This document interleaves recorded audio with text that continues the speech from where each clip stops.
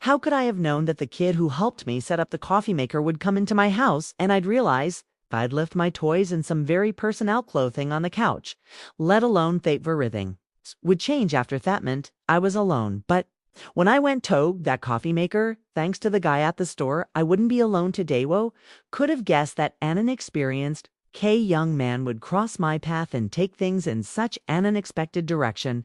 Let me tell you very thing from the very beginning. I'm 60 years old, divorced for 15 years. And you've been living alone, of course. I had me private moments and personal items things.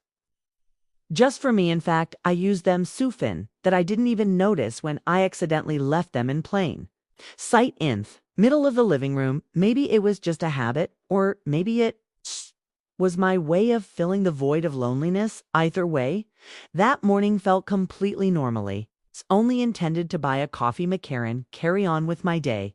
But that young Jake changed everything when he offered to help the moment I opened the door and let him step inside with the box. I had no idea that an ordinary day was about to turn into something extrendy. Jake was 23, excited, warm, and full of energy as he stepped into my house with the coffee maker in hand. High sighs wandered across every corner of Thats. When his attention landed on some meeting, my toys, and those personal pieces of clothing I'd left on the coochie, was so used to seeing them there that Ty hadn't even noticed they looked like a most ordinary part of the house. Tom Jake smiled lightly as he moved toward the living room and said, "Ooh, love, alone, don't you?" There was aptly full curiosity in his eyes. My facet turned bright red. It happened so suddenly and embarrassingly that I didn't know how to handle it. Someone wasn't supposed to come and set up the coffee maker after all. I didn't share these private parts of my life with Anyan. My loneliness was my own, and I never intended to project it onto someone else. "Jake, please, let's pretend you didn't see any of this," I said, my voice trembling slightly. It felt like everything I wanted had suddenly fallen apart. Jake looked at me and smiled. "Whatever you say," he replied. "But Yakno, these things aren't exactly easy to overlook. They kind of demand attentions, like you do." That made me feel even more flustered. I slowly turned my head away and muttered, "Jake, please don't forget to subscribe and turn on notifications for more stories like these. No, you won't be able to resisting." A comment after hearing this one let's chat about it below. I can't wait to hear your thoughts. But with his usual warm and genuine demeanor, kept going. "It's completely natural to have these kinds of things when you're living alone," he said, his eyes now sparkling with a different kind of light. "All have our needs, you know. But sometimes this kind of stuff just isn't 10K, is it?" I could feel the subtle mephasis in his words at the end. It was as if he was trying to connect with me, to reach out in a way that felt both bold and gentle. Our eyes locked for a few seconds, and in that moment, something begun to spark between us, a pull, an unspoken attraction, a quiet intensity. I could feel Jake's warm gaze on me, and with every passing moment, we were getting closer. Every word he said somehow touched my soul, and that's when I realized what I was feeling. "And Jake said, I noticed it the first time you came to get the coffee maker. With a strange spark in his eyes, you gave me a feeling I've never had before." I paused for a moment before replying. What could I even say? My feelings were all over the place, but resisting this pull felt nearly impossible. "You did the same falm," I said with a small smile. "Young man, authorized, I'd have never accepted your offer to help and let you into my house." I said that, but inside I knew I felt something deeper. Jake had gotten under my skin. Somehow his body, his demeanor, his way of talking, everything about him so relaxed, so charming. It was getting harder to keep my eyes from betraying what I felt there was a bit off salons before I finally said, "I've been in these jeans and this shirt all the thiet, suffocating me, trying to ease tension. I'm going to go change into something more comfortable. Make yourself at home." Jake's gaze lingered on me. It tried to look away, even just for a second. But I couldn't. I felt so drawn to him, the space between us shrinking by the second upstairs. I slipped into a sleek figure-hugging spaghetti strap dress. I touched up my makeup just a bit and made my way to the kitchen, but as he came down, I noticed Jake standing by the living room door. His eyes, whether intentionally or not, were on me for a moment. I stood there, hesitating, letting my thoughts run wild. All right? I thought to myself, young man, your intentions are pretty clear. You're like hitting the jackpot for me. So let's roll with it. I thought it to myself, then acted like I didn't choose. Him watching me and step toward him, Jake, I said in a playful, "Tenaire, you single got a girlfriend, or do you? Spend your nights alone." As I looked at him, a spark flared up inside me, wooer. So close now that every word, every glance seemed to carry a deeper meaning when I saw the excitement and shy curiosity. In his eyes, a smile crept onto my face. "If you finish setting up the coffee maker, how about we make some coffee?" I said, barolinatizing the slight tremble in my voice, "and let's chat. You can tell me all about yourself." As I moved closer, Tohim, I felt a warmth building inside. Every little thing about him pulling mine. Jake sat down on a chair, but he kept shifting. Struggling to get comfortable, I, on the other hand, took another step and pulled my chair right next to his as I slid it firmly under me, my skirt. Inched it. Just a bit, just a few cm, but I was completely aware of it. Jake's eyes traveled up, stopping just short off meeting mine. I could feel how attentive was, how genuine. I glanced at him, trying to gauge this new closeness, and smiled, crossing my legs. Casually, I rested an arm on the back of my chair. "Did you get impatient waiting for this?" I teased, trying to add a playful vibe to the moment, but the tension between us quietly kept rising. Jake, slightly flustered, but never breaking my contact, asked, "How old are you?" Voice wavered slightly between surprise and admiration. "I thought you were 50, FTA. Sparkle lit up in my eyes. Did he really think I was 50? That was interesting and oddly flattering. I couldn't help but smile. "Do you like 50-year-olds better?" I teased, raising an eyebrow as I studied him. Each word, each moment between us brought us closer, Cather, fueled by the heat of the moment. The look of surprise in his eyes seemed so taken with me. "No, that's not what I meant," he said, a little shy. "You look so young and beautiful." His words echoed in my head. A warmth spread through me, but at the same time, I felt a bit uneasy being this close now. Taking another step felt ow. There was a moment of silence between us. I took a deep breath and asked the question, "Do ya have a girlfriend? Are you alone? How do you spend your nights alone?" These were questions I was eager and a little nervous to hear. TJ. Jake lowered his voice, his eyes locking onto mine. "I'm alone," he said. At that moment, I truly believed he was alone, but it felt like a cue kind of loneliness. He didn't re-link. We looked at each other for a while, and I knew he could feel the intensity in my gaze.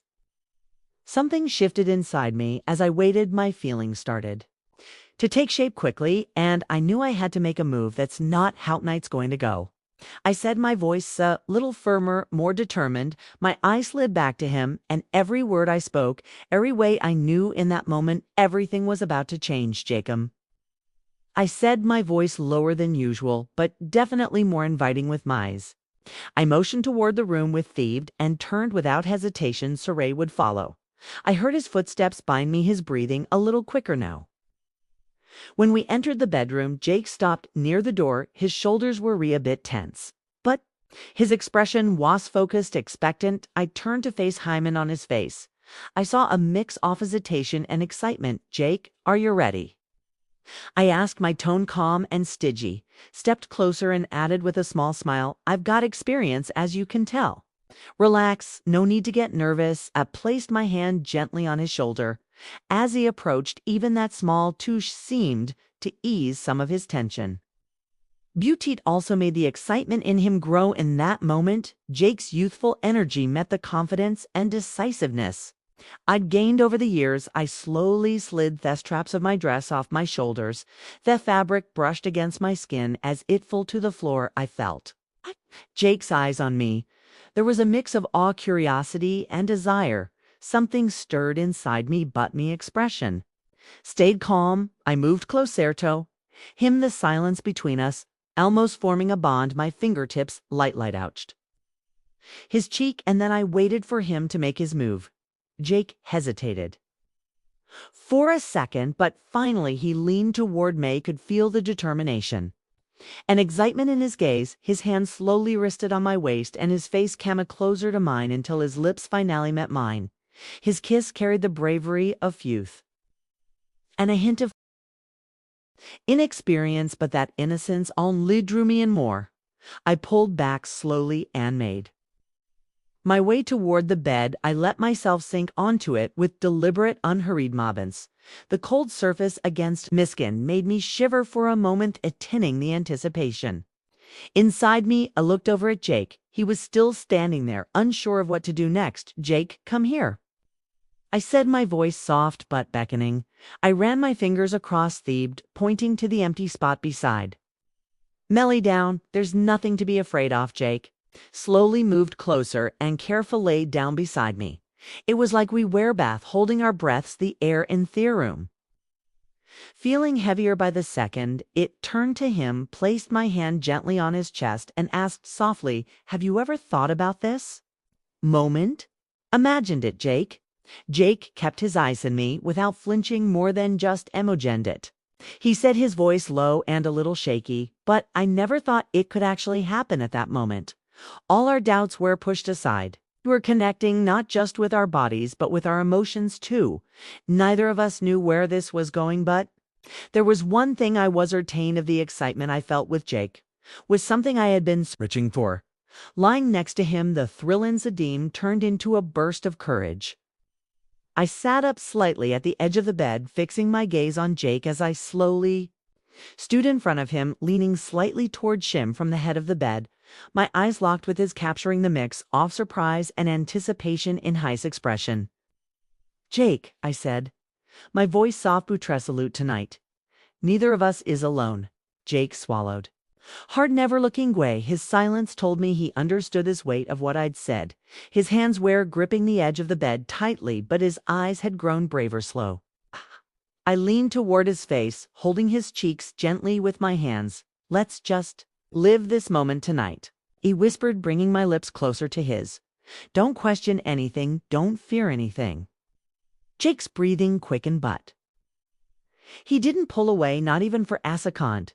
In that moment, we were bobscaping our loneliness, finding comforting each other's presence. Jake's breathing had quickened, his eyes seemed to be trying to capture every detail of the moment, like he wanted to etch it into his mind. He hesitated briefly, then lifted his hands to my waist with a mix of boldness and uncertainty. That initial hesitancy melted into an intense desire. I couldn't control my own breathing either, but he could feel the gravity of the moment deep within me. "Jake," I whispered as I gently caressed his face with my hands, This feeling is so much, and it's beautiful." Jake didn't look away, replying in a voice that was deep yet trembling with warmth. "I feel the same, but isn't this all happening so fast? This feeling I have, it's so strong and it's so beautiful. You can probably guess I've never done anything like this before." A smile spread across my face. I leaned in closer and placed a soft kiss on his forehead. "Jake, sometimes life is better when you don't overthink. Just feel feminine and never stop," I said with her ushering tone. Jake paused for a moment, but then slid his hands slowly from my waist upward, pulling me closer to him. Azor breaths mingled, and the space between us disappeared. I knew this moment could be a turning point in our lives. It didn't take long, and Jake, breathless and fully giving in, let himself go, just like I told him, hadn't stopped, and it felt incredible as he lay beside him afterward. He looked so happy, like he'd finally let go of all his tension. Jake's strong arms were wrapped tightly around me, holding me close. My head rested on his chest, where I could hear the steady rhythm of his heartbeat. The rhythmic sound was both soothing and strangely exhilarating. Realizing it, my fingers were gently tracing patterns across his chest. Jake took a deep breath and said in a low voice, "Brittany, this thing I'm feeling right now, I've never felt so calm and at peace before." His voice was a mix of honesty and surprise. I smiled but didn't meet his gaze, still resting my head on his chest. "Really?" He murmured, "Yeah, really?" He continually sliding one of his hands to my back, pulling me closer all my life.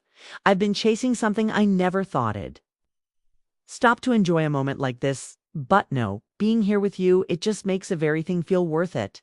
His words warmed me from the inside out while I lay there listening to the steady rhythm of his breaths. I replied, "Jake, just being with you makes me feel something I haven't felt in so long, special." Jake ran his fingers through me hair, a soft smile playing on his lips. "I guess we've given each other exactly what we needed," he said thoughtfully. I lifted my head slightly to look at him, honesty and relief on his face. "Said it all, then let's just leave it like this," I said. "Let's soak up this moment." Jake nodded slowly, agreeing without saying a word. We just stayed there, wrapped up in each other, letting the warmth of the moment surround us. Outside us, quiet and dim light felt like they existed just for us. Resting my head back in Jake's chest, I closed my eyes and let peaceful moment wash over me. That's when a thought crept into my mind. I started imagining asking him to stay here with me, to make this house, these a quiet corners and lonely nights, something more alive with his presence. Idea of adding him to my world made everything seem brighter, fuller. Off course, I didn't know where that would lead us, what kind of exciting days or deeper connections were ahead. But one thing I knew for sure, our story wasn't 10 days here. This was just the beginning, so stay tuned if you've made it this far. I know my story must have struck a chord with you. There's so much more to share and you won't want to miss it. Hit that follow button, turn on notifications, and don't forget to drop a comment about this story. I can't wait to hear what you think, so let's chat in the comments. Your support means the world to me.